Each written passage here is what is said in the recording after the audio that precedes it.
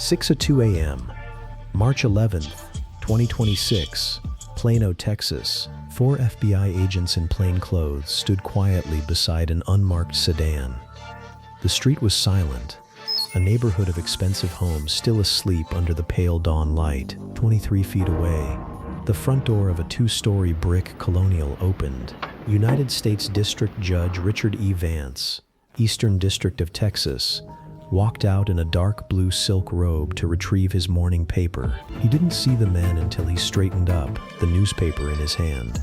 The arrest took 11 seconds. No sirens, no SWAT team, no breach. One of the agents simply walked forward and said his name. Judge Vance had, 6 months earlier, signed a batch of sealed administrative warrants.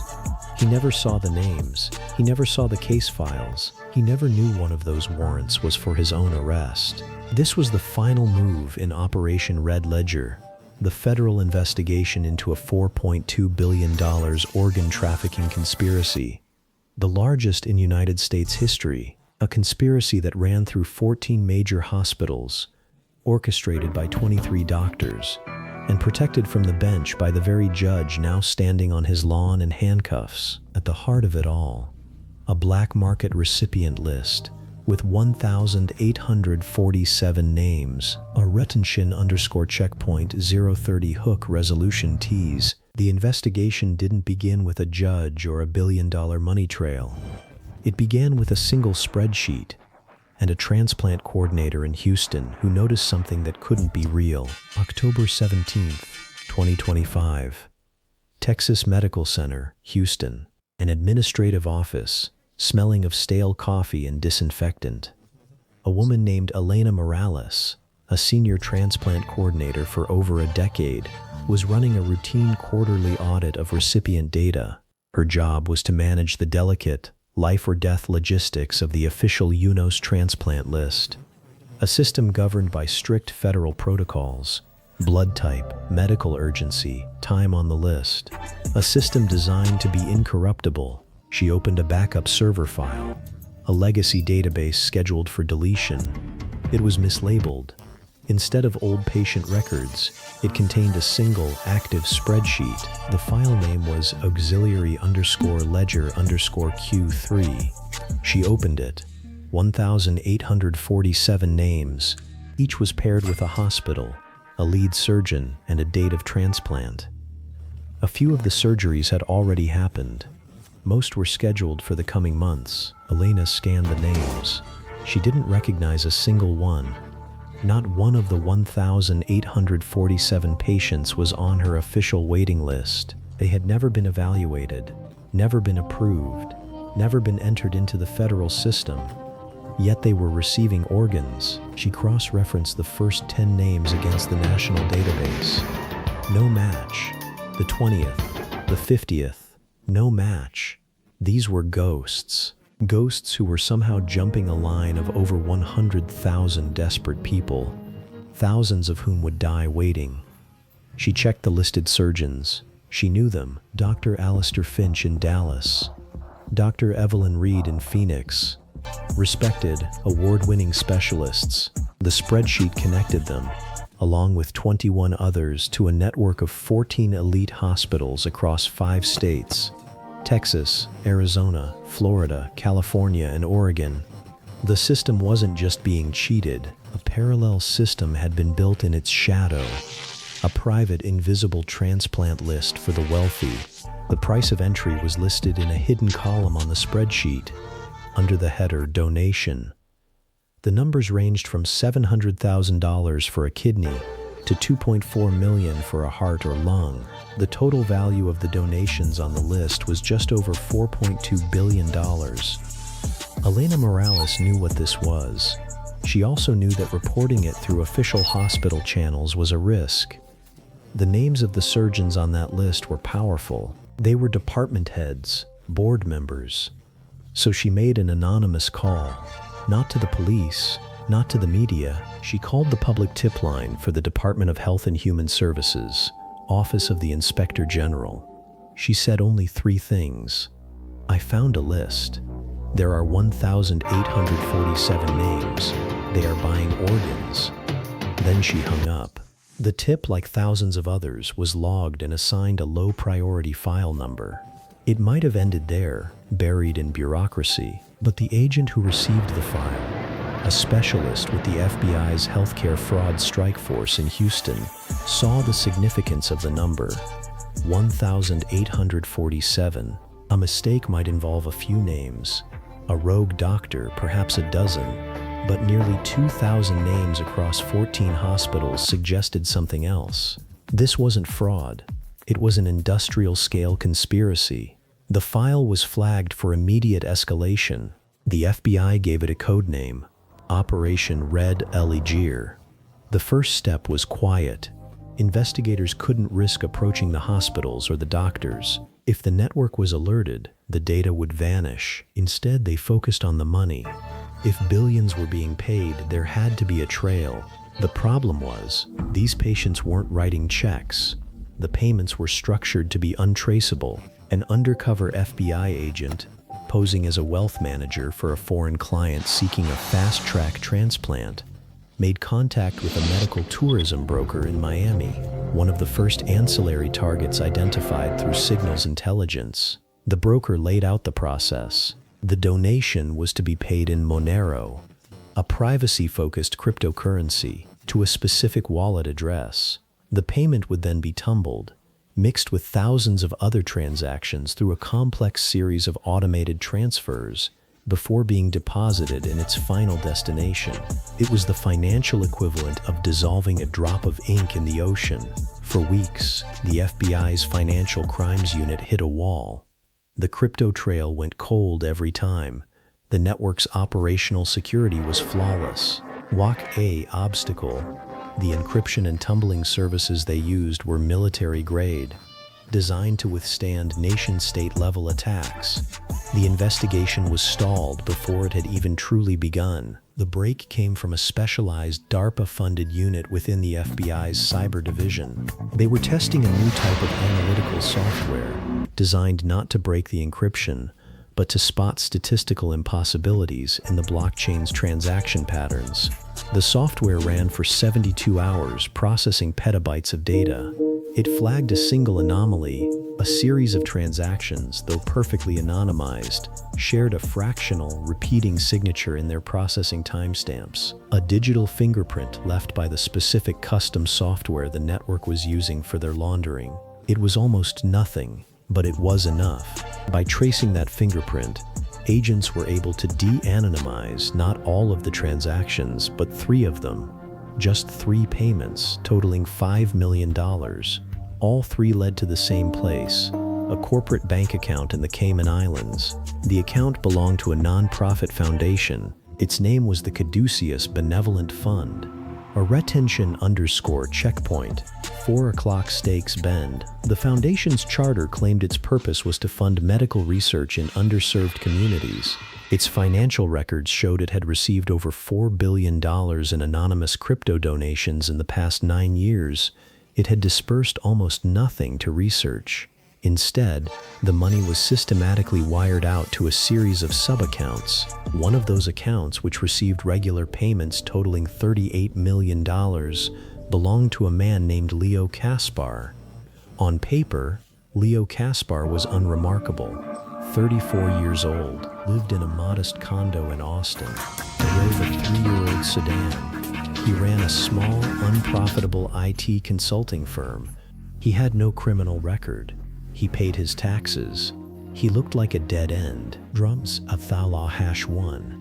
The FBI had the money trail. They had the foundation. And they had this one, seemingly random man. The case was about to go cold again. Then an analyst in the Houston field office decided to run a deep dive on Kaspar's family tree. That's when the name appeared. Leo Kaspar was the nephew of the ex-wife of federal judge Richard E. Vance. The atmosphere at the Houston field office changed overnight. The case was no longer just about healthcare fraud. It was now a potential public corruption case involving a sitting Article III federal judge. The stakes had become monumental. The investigation was placed under the direct supervision of the Deputy Attorney General's office in Washington, D.C. Every move now had to be approved at the highest levels. Homeland Security Investigations, or HSI, was brought onto the task force. Their global reach and expertise in tracking illicit financial networks were critical. An HSI intelligence analyst, a specialist in spotting patterns in large data sets, was given a single painstaking task: review every case, every motion, and every warrant Judge Richard Vance had signed in his 9 years on the bench. The analyst was looking for a needle in a haystack. He was looking for a shadow. For 2 months, the analyst sifted through thousands of digital court records. He found nothing. Judge Vance's record was impeccable. His rulings were well-reasoned. His sentencing was in line with federal guidelines. He was, by all appearances, a model jurist. But the analyst kept digging. He expanded his search to include sealed warrants. Warrants hidden from public view, typically for reasons of national security or to protect an ongoing investigation. And then he found it. Over his 9-year tenure, Judge Vance had personally reviewed and approved 147 sealed search warrants related to federal investigations into medical and healthcare fraud. He had a reputation for being tough on this type of crime. The warrants he signed led to dozens of successful prosecutions. But the analyst noticed a pattern. It wasn't in the warrants Vance signed. It was in the ones he didn't. The analyst cross-referenced the targets of all 147 warrants against the list of 14 hospitals identified from Elena Morales' spreadsheet. There was no overlap. Not a single warrant, not a single investigation had ever targeted any of the hospitals or doctors in the organ trafficking network. It was a statistical impossibility. For 9 years, Judge Vance had been the gatekeeper. He used his authority to aggressively pursue healthcare fraud everywhere else, creating a perfect cover, while simultaneously building a judicial firewall around his own criminal enterprise. He wasn't just a member of the network, he was its protector. If you believe that no one should be above the law, take a moment to hit the like button for the agents who refused to back down, even when the trail led to the federal courthouse. This next phase of the investigation would test the very limits of the justice system. The problem now was immense. How do you investigate a judge who controls which investigations are allowed to proceed? Biastical obstacle. Any request for a standard warrant to monitor Vance would have to cross his own desk or the desk of a colleague who would immediately inform him. The task force was effectively blind. They could see the architect of the conspiracy, but they were legally powerless to watch him. The solution was a high-risk legal strategy known as a parallel construction. The FBI and HSI built a completely separate, fully documented case against the nephew Leo Kaspar. They focused on his unexplained wealth and potential tax evasion. This case was legitimate, and it allowed them to secure warrants from a magistrate judge in a different district, one far from Vance's influence, to monitor Kaspar's finances and communications. Because Kaspar was in frequent contact with Judge Vance, the surveillance on the nephew would, they hoped, legally and incidentally capture conversations with the true target. It was a legal and ethical tightrope. One wrong step, and the entire case could be thrown out. The surveillance paid off. In a recorded phone call on January 14, 2026, Kaspar complained to Vance about a bank freezing one of his accounts. Vance's response was chillingly calm. "The fund has protocols for this," the judge said. "Initiate transfer sequence Delta. I will handle the inquiry. It will be dismissed. It always is." It was the smoking gun. "I will handle the inquiry." A federal judge caught on a wiretap promising to use his official power to obstruct a financial investigation into the proceeds of the organ trafficking ring. Misro final #2. They had proof of his active involvement. They had the money trail. They had the testimony of several lower-level participants who had been quietly arrested and had agreed to cooperate.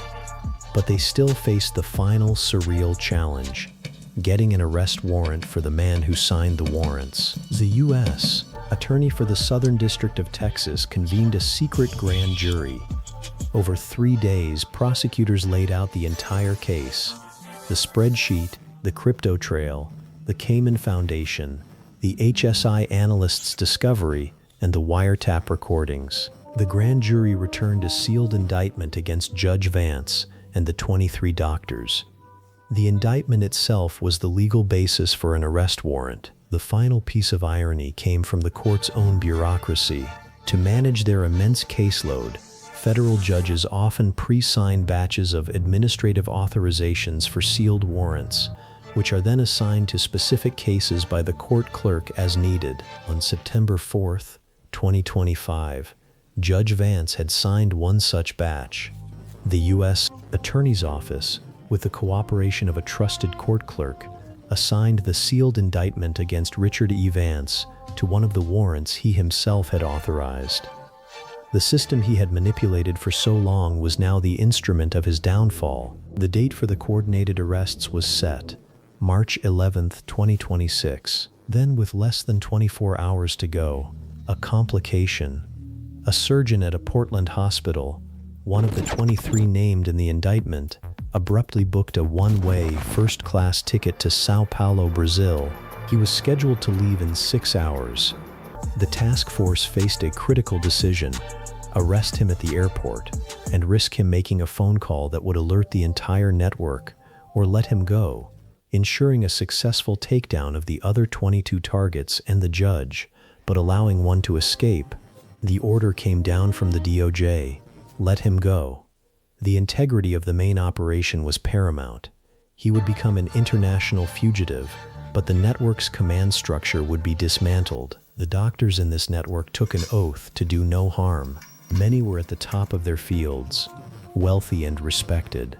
What pushes a medical professional to cross a line this extreme, to treat human lives as a commodity? We read all the comments and are interested in what you think. At 5 a.m. on March 11th, over 300 federal agents across 5 states moved into their final positions. The operation was a masterpiece of coordination. It was not a series of dynamic SWAT-style raids. It was quieter, more methodical. In Dallas, Phoenix, and Miami, small teams of FBI agents approached the homes of the targeted doctors. The arrests were made simultaneously at 6 a.m. Central Time to prevent any one suspect from warning another. At the 14 hospitals, different teams were moving in. These were not agents in tactical gear. They were forensic investigators and computer specialists from the FBI's cyber division. Their job was to secure evidence. They arrived with sealed federal warrants authorizing the seizure of specific servers, patient records, and internal hospital communications. They were accompanied by hospital security and a pre-briefed hospital administrator to ensure the process was orderly and did not disrupt critical patient care. The data they seized would be crucial in the upcoming trials. And in Plano, Texas, the 4 agents waited for Judge Vance to step outside. Their instructions were clear: no sirens, no drawn weapons unless necessary. The arrest of a federal judge was a sensitive, somber event. The goal was to uphold the law, not to create a spectacle. As the handcuffs clicked shut on the judge's wrists, the 9-year reign of Operation Red Ledger's protector was over. The aftermath was a legal earthquake. The unsealing of the indictment sent shockwaves through the American legal and medical communities. Judge Richard E. Vance, facing overwhelming evidence, including the testimony of his own nephew, was convicted on charges of racketeering, conspiracy, money laundering, and obstruction of justice. He was sentenced to life in federal prison without the possibility of parole. The 22 arrested doctors faced similar fates. Their medical licenses were revoked, their assets were seized. They received prison sentences ranging from 20 to 40 years, depending on their level of involvement. Leo Kaspar, the nephew, became the prosecution's star witness. In exchange for his full cooperation, he was sentenced to 7 years. The 1,847 patients on the black market list were identified. Each case was reviewed. Those who were deemed to have knowingly participated in the illegal scheme faced charges themselves. Many were wealthy, powerful figures from business and politics. Their names remained sealed to protect the privacy of medical records. But dozens of quiet plea bargains were made. Of the estimated $4.2 billion laundered by the network, federal authorities managed to seize or recover approximately $1.8 billion. The rest, over $2.4 billion, remains unaccounted for, vanished into the decentralized, anonymous world of cryptocurrency, or spent on assets that can't be traced. The surgeon from Portland who fled to Brazil was never apprehended. He remains a fugitive, living on the millions he earned from the network. The official report on Operation Red Ledger remains partially sealed, citing ongoing investigations. We've detailed everything that's public, but there are whispers of involvement from figures even higher than a federal judge. Comment unseal if you want to follow up when the full documents are released. Operation Red Ledger was a victory for the rule of law. It proved that no one, no matter how powerful, is immune to justice. The FBI's healthcare fraud strike force, working with HSI and the DOJ, successfully dismantled the most sophisticated and lucrative organ trafficking ring in the nation's history. But the victory is a sobering one. The network was created to serve a demand from wealthy, desperate people willing to pay any price to circumvent a system designed to be fair. The network is gone. The demand that created it still exists. Subscribe to FBI Secret so you don't miss our next reconstruction of the cases that reveal the hidden machinery of federal power and inevitable justice. FBI busts federal judge and 23 doctors in $4.2 billion organ trafficking ring. 1,847 patients on secret list. A full reconstruction of Operation Red Ledger, the FBI's takedown of a $4.2 billion organ trafficking network. See how a single spreadsheet flagged by a Houston transplant coordinator exposed a conspiracy reaching the highest levels of the U.S. justice system. This cinematic documentary-style video details how the FBI healthcare fraud strike force and HSI unraveled a scheme involving 23 surgeons, 14 hospitals, and a federal judge who used his power to protect the entire operation for 9 years. From tumbled crypto payments to a secret Cayman Islands foundation, this is the inside story of the largest case of its kind in American history. Events reconstructed from publicly known patterns of federal operations, with names, locations, and details created for narrative effect. Case unsealed January 2026. A Judge's Secret. LT1. Aggressive storm/raid. FBI raids federal judge and 23 doctors, $4.2 billion organ trafficking empire exposed. LT2. Informative. The FBI investigation into a federal judge's $4.20 billion organ trafficking network. LT3. Victims/scale. 1,847 patients on a secret list. FBI uncovers $4.2 billion organ trafficking conspiracy. LT4 with series tag. Operation Red Ledger.